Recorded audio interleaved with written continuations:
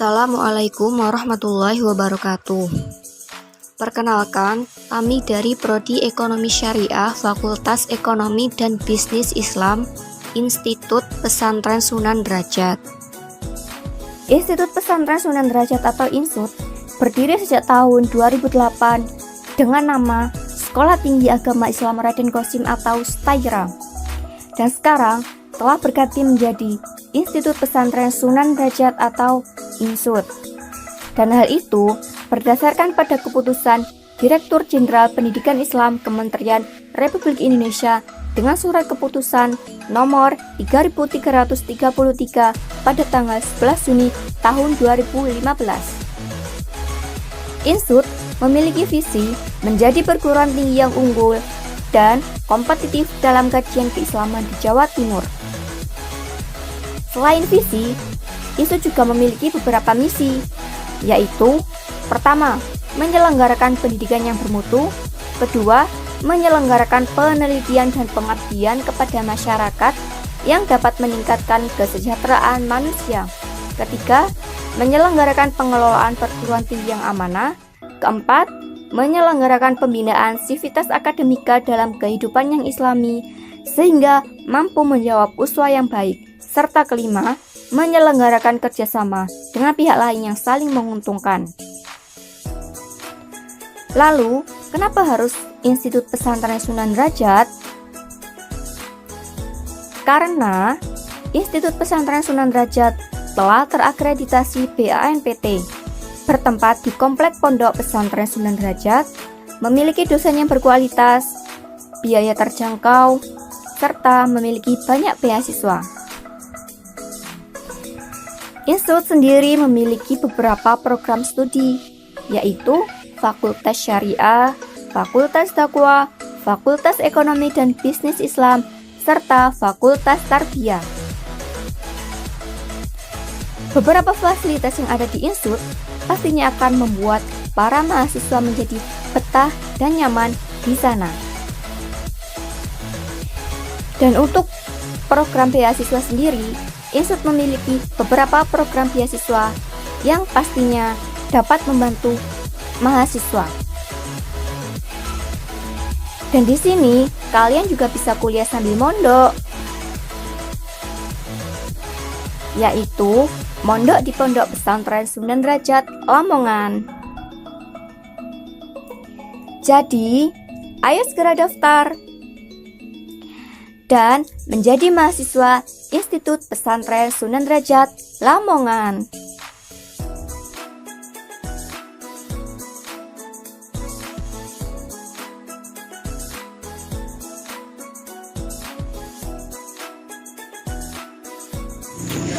Perkenalkan, nama saya Agus Hidayat Rohman Wahid dengan nomor absen 3. Perkenalkan, nama saya Ahmad Wibowo dengan nomor absen 9. Perkenalkan, nama saya Filza Halwa Amalina dengan nomor absen 36. Perkenalkan, nama saya Fatwa Mutiara Indah dengan nomor absen 34. Langsung saja, kami akan mempresentasikan makalah kami.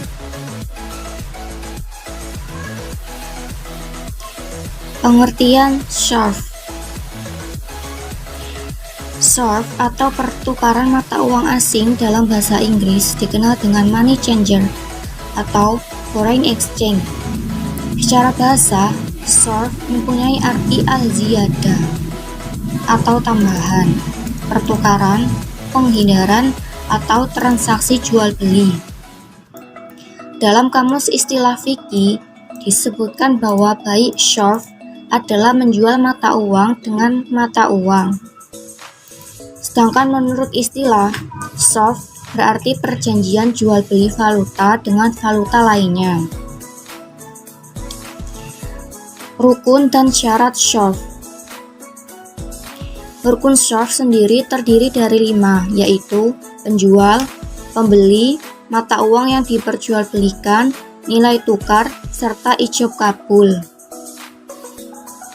Sedangkan syarat SHARF terdiri dari serah terima sebelum iftirak atau berpisah, Maksudnya adalah kedua belah pihak harus melakukan serah terima sebelum keduanya berpisah meninggalkan tempat transaksi dan tidak boleh menunda pembayaran. Jika persyaratan ini tidak dipenuhi, maka hukumnya tidak sah. 2. At-tamatzul atau sama rata.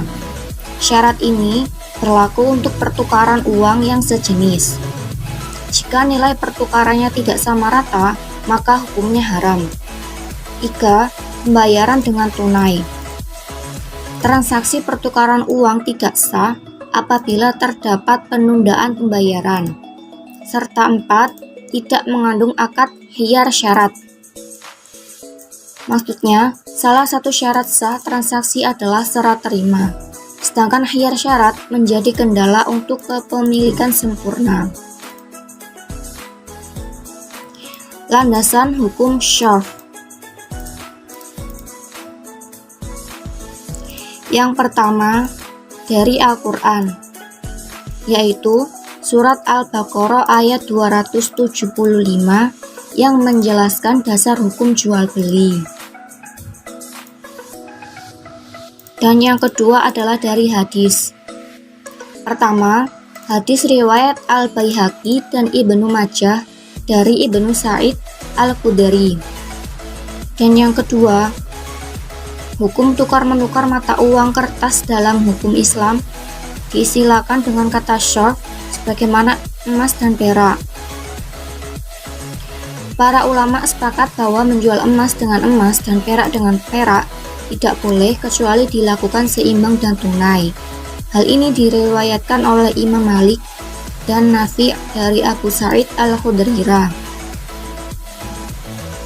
Dari fatwa DSN MUI nomor 28/DSN MUI /3/2002 yang berisi ketentuan umum tentang jual beli mata uang yang tertuang dalam fatwa DSN MUI adalah tidak untuk spekulasi, ada kebutuhan transaksi atau berjaga-jaga.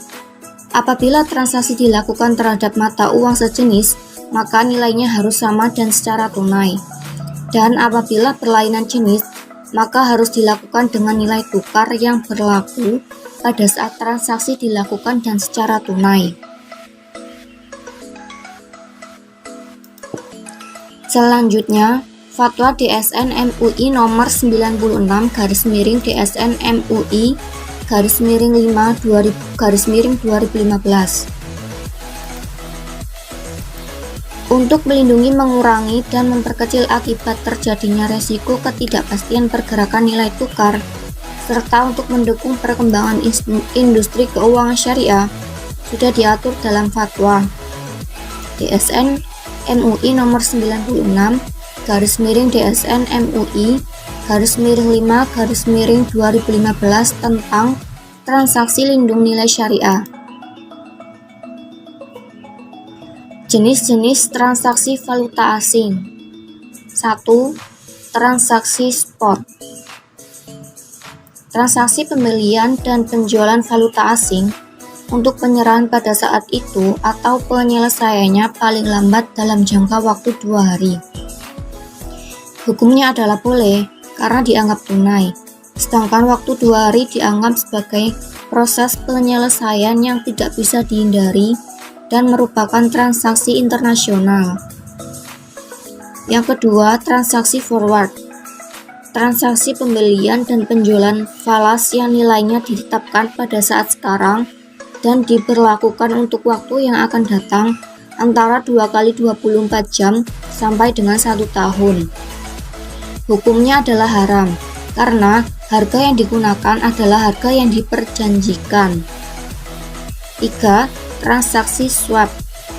Suatu kontrak pembelian atau penjualan falas dengan harga spot yang dikombinasikan dengan pembelian antara penjualan falas yang sama dengan harga forward. Hukumnya haram karena mengandung unsur maisir atau spekulasi. Dan yang keempat adalah transaksi option. kontrak untuk memperoleh hak dalam rangka membeli atau hak untuk menjual yang tidak harus dilakukan atas jumlah unit valuta asing pada harga dan jangka waktu atau tanggal akhir tertentu. Hukumnya haram karena mengandung unsur maisir juga. Transaksi valuta asing dalam pandangan Islam. Dikutip dari pendapat Al-Qardawi, prinsip syarat jual beli mata uang adalah harus kontan. Jika dianalisis secara sesama pada transaksi spot dan forward, terdapat unsur berikut. 1. Riba. Karena adanya unsur bunga dan penyerahan dana dilakukan secara bertanggung. 2. Maisir. Transaksi jual beli mata uang yang terjadi saat ini secara pasti menyatakan suatu perilaku bisnis yang mengharapkan keuntungan besar tanpa bekerja. 3. Gharar. Ibnu Taimiyah mengatakan bahwa gharar itu dilibatkan apabila seseorang tidak tahu apa yang tersimpan pada dirinya dan apa yang akan terjadi pada akhir sebuah kegiatan jual beli. Yang keempat, juhala atau ketidakpastian. Unsur ketidakpastian dalam transaksi mata uang tidak dapat terhindarkan.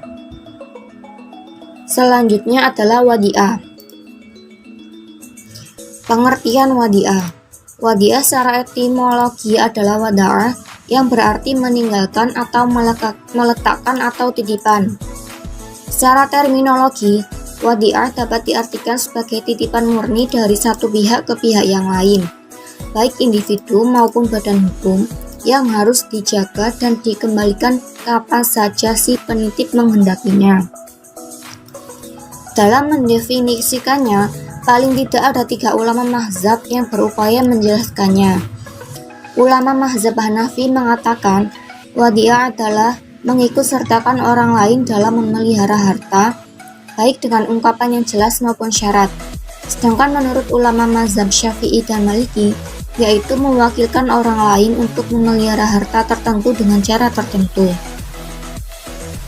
Selain itu, menurut Bank Indonesia, wadi'ah adalah akad penitipan barang atau uang antara pihak yang mempunyai barang atau uang dengan pihak yang diberi kepercayaan dengan tujuan untuk menjaga keselamatan, keamanan, serta keutuhan barang atau uang.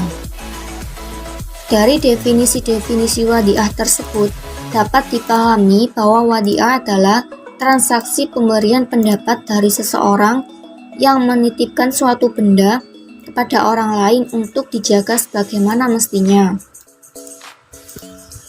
Landasan hukum wadi'ah. Landasan syariah dan ketentuan tentang sertifikat wadi'ah Bank Indonesia diatur dalam